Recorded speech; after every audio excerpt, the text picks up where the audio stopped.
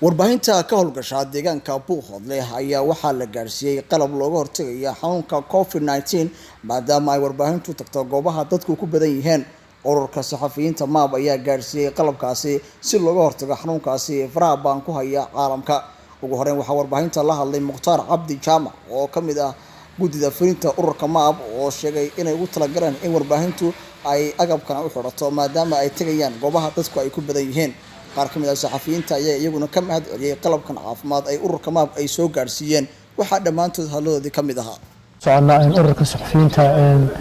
MAB waxaan halkan maanta warbaahinta Buuhoodle gaarsiinay agab kooban oo runtii mid badan laakiin uu kooban yahay oo isugu jira af xid gacmo gashi iyo sidoo kale jeermisdile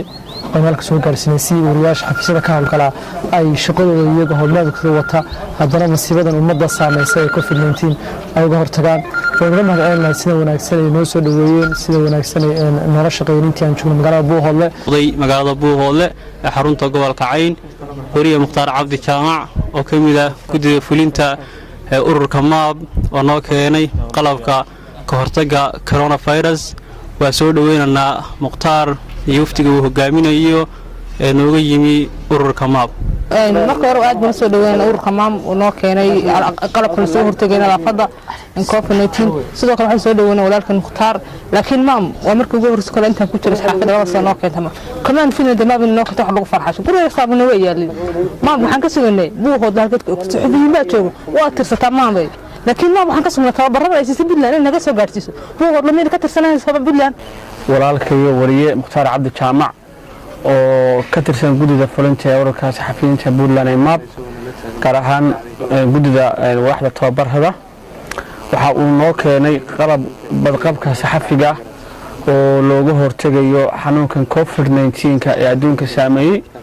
oo runtii loo baahan yahay wariyaashu inay isticmaalaan Mukhtaar soo dhawow Buuhoodle ku soo dhawow wariyaasha gobolka Cayn ku soo dhawow aad buu mahadsan yahay gudoomiyaha ururka saxafiyiinta Puntland daahir Caynsane maxamed daahir Caynsane iyo gudoomiyaha xogeenka iyo xogayaha ururkaba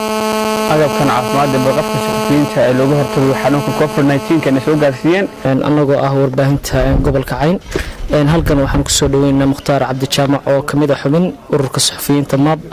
oo maanta soo gaarsiiyay agabka lagaga hortagayo cudurka COVID-19 ee khalkhalka galiyay sida wariyaasha looga warqabo badqabkooda aad buu mahadsan yahay internet Puntland iyo magaranaysa ururka saxafiyiinta ee MAB inta kamaan sugayna daan nahay wariyaasha gobolka waxaanu ka sugaynay tababaro hal wariye ama saddex wariye oo 2-4 jeer ka qayb galay tababarka waxba nooma tarayso imika inta saxafiyaalka fadhiya way yartahay wax tababar ka qayb galay wariyaal hadda inta halkan fadhida qaar aan wali tababar ka qayb galin baa jiro ilaa 5 sanadood shaqaynayay marka waxaan leenahay mar labaad iyo mar saddexaad waan soo dhaweynaa Mukhtaar Cabdi Jaamac oo agabkan soo gaarsiiyay aad buu mahadsan yahay waana ka gudoonnay haddaan nahay saxafiyiinta gobolka Cayn Xuseen Xasan Cadde telefishinka caalamiga Kalson TV